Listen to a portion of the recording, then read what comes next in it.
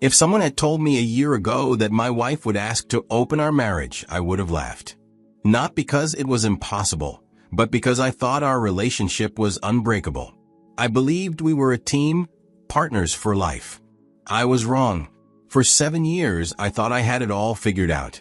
I married the woman I loved, and together, we built what I thought was a solid foundation. We had a 6-year-old child who lit up our lives, and I took pride in being a devoted husband and father. I worked hard to provide for my family. I never missed a school event, a birthday, or an anniversary. If there was a textbook definition of a good husband, I thought I fit the bill perfectly. I had no reason to believe otherwise. No fights, no cold shoulders, no signs of trouble.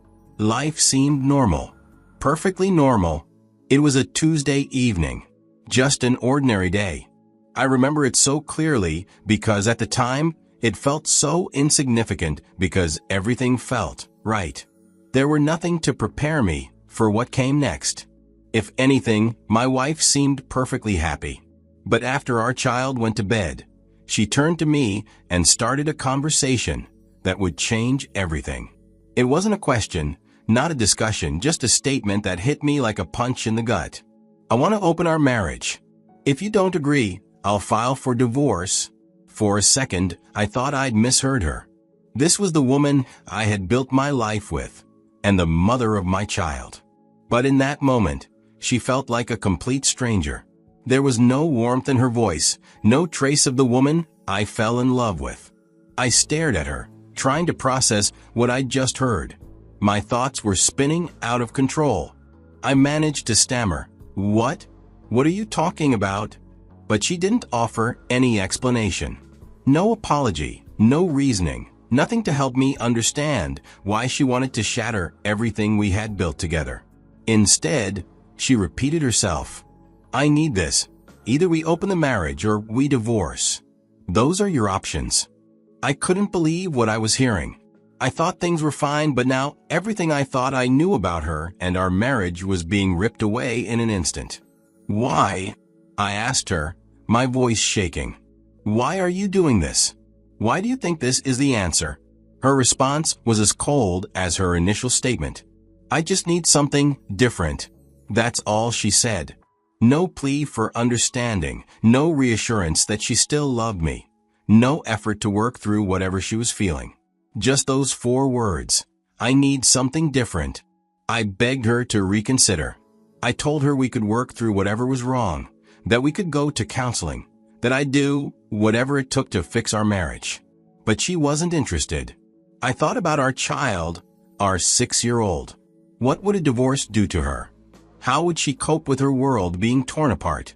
I did the only thing I felt I could do at the time. I agreed, but I gave her conditions. "Fine," I said, barely recognizing my own voice. "But we keep it private. Whatever you do, I don't want to hear about it. Don't bring it into this house. Don't let it interfere with our family." She agreed without hesitation, like she had already thought it through and was ready for me to cave. And just like that, my marriage, the life I had poured everything into, was no longer mine. The very next morning, she was out of the house early, claiming she had errands to run. She didn't come back until late in the evening. She didn't explain where she'd been, and I didn't ask. But I knew. She didn't waste a second. It was as if she had this waiting in the wings all along. She had already lined this up before she gave me her ultimatum. The thought burned in my chest. It wasn't just an open marriage. She had a specific man in mind. I felt like a placeholder, a safety net she was keeping around, just in case. I had agreed to this for the sake of my child. But it didn't make the pain any easier. Every time she left the house, I felt like I was breaking piece by piece. Her absence quickly became normal. She stopped coming home for dinner. Weekends were no longer family time. The life we built together felt like it was fading, day by day. Our home became a revolving door for her absence. She was still physically there, but emotionally, she was gone. I was holding the family together while she prioritized her new life. It didn't take long for her first relationship to fall apart. Within a few months, The man she had been seeing disappeared from her life. After that, she tried to start something new, dressing up, going out, coming home frustrated. Whatever she was looking for, she wasn't finding it. I could see it in her actions, even if she wouldn't admit it. The grass wasn't as green as she thought. By then, something inside me had already started to change. It began at our daughter's soccer practice. There was another parent I'd see there regularly, a divorced woman whose daughter played on the same team. At first, we'd exchange polite small talk about the kids, the coach, or the weather. Over time, those conversations grew deeper. She was kind, easy to talk to, and genuinely interested in what I had to say. She listened in a way that made me feel heard, something I hadn't felt in a long time. She had her own scars from a failed marriage, and maybe that's why she understood me so well. There was no judgment, no pity, just understanding. As our connection grew, I began to see myself differently. For so long, I had been focused on keeping my family together, on being the steady rock, that I'd forgotten something important. I was worth more than being a fallback. I deserved respect, appreciation, and love, not as an afterthought, but as a priority. One day, she asked to close the marriage.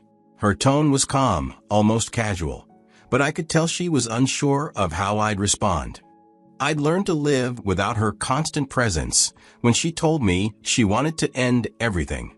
The open marriage, my relationship. She said it wasn't appropriate for me to be dating our daughter's friend's mom and that she missed our life together. I couldn't believe what I was hearing. Appropriate? She was the one who wanted this in the first place. She was the one who pushed me into something I never wanted, gave me no choice but to agree. And now she was telling me my relationship was a problem? The same relationship I found when I was picking up the pieces of what she had broken? Yeah, I questioned her motives. Was it really love she missed? I wondered. Or was it control? I looked at her sitting there, expecting me to just nod along and agree like I always had. But this time was different.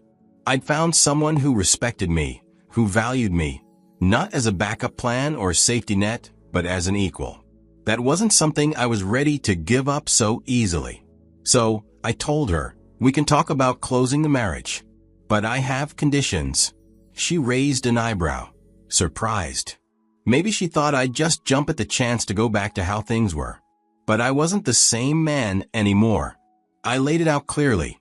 If you ever ask for an open marriage again, you will forfeit custody of our child and any rights to shared assets.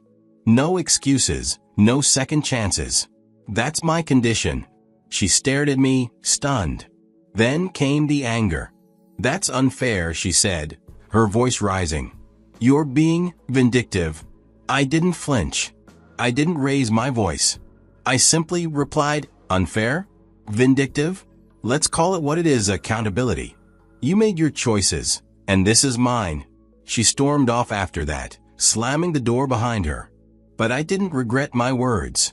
I wasn't going to let her dictate the terms of my life anymore, not after everything she'd put me through.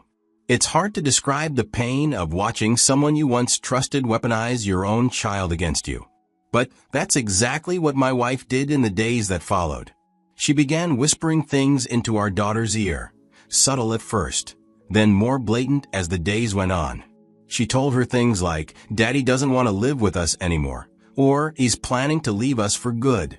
At 6 years old, my daughter didn't fully understand what was happening, but I could see the confusion in her eyes and how she started pulling away from me. One evening, as I was tucking her into bed, she looked up at me and asked, Daddy, are you leaving us? Her voice was trembling, barely above a whisper, and it shattered me. I held her close and promised, I will never leave you. No matter what happens. You are my world, and I will always be here for you. Her mother's words had planted a seed of fear that I was fighting desperately to uproot. What I didn't realize then was that the lies weren't just meant to hurt me. They were meant to make me look like the villain in my daughter's eyes. And that realization hurt more than anything else. It didn't take long before things hit a boiling point. One evening, after yet another silent dinner filled with tension, she snapped, accusing me of emotionally abandoning her. "You don't even care about us anymore," she shouted. "You've checked out of this marriage, and let's not pretend I don't know you're seeing someone." The accusation felt like a slap. I had spent so much of my energy trying to keep things together for our child's sake and my own sanity, and now she was twisting the narrative. I took a deep breath, trying to keep my temper in check. "If I've checked out," I said, keeping my voice steady, "it's because you kicked me out emotionally the moment you gave me an ultimatum.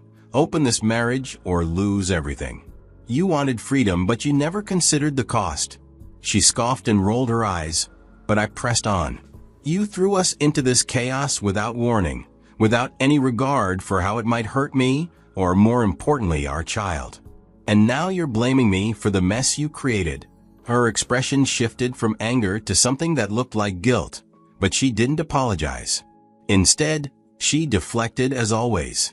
The argument didn't solve anything.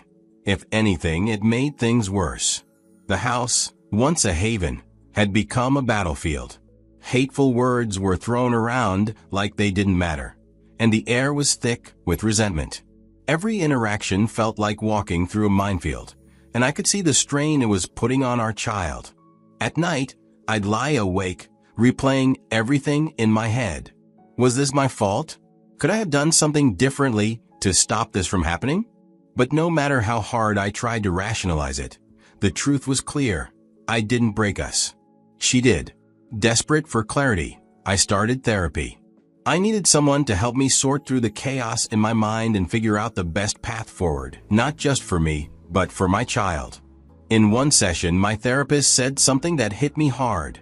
Sometimes, staying in a toxic environment does more harm to a child than separating. Children learn about relationships from what they see at home. What are they seeing now? Those words stuck with me. I thought about the arguments, the tension, the way our child had started withdrawing. The home we'd built, once filled with love and laughter, had become a place of hostility. It was tearing all of us apart. The therapist didn't outright tell me to file for divorce, but they gently suggested that it might be the healthiest option for everyone involved. "You can't pour from an empty cup," they said. "If you're not okay, how can you be the parent your child needs?" I left that session feeling heavier than ever. Divorce wasn't just about ending a marriage. It was about uprooting a life, dividing a family, and starting over. But was staying together in this toxic mess really any better? I didn't have the answers yet, but I knew one thing. I couldn't keep living like this. Something had to change for me and my child. Whether that meant divorce or finding some miraculous way to repair the damage, I wasn't sure. But one thing was clear, this wasn't sustainable.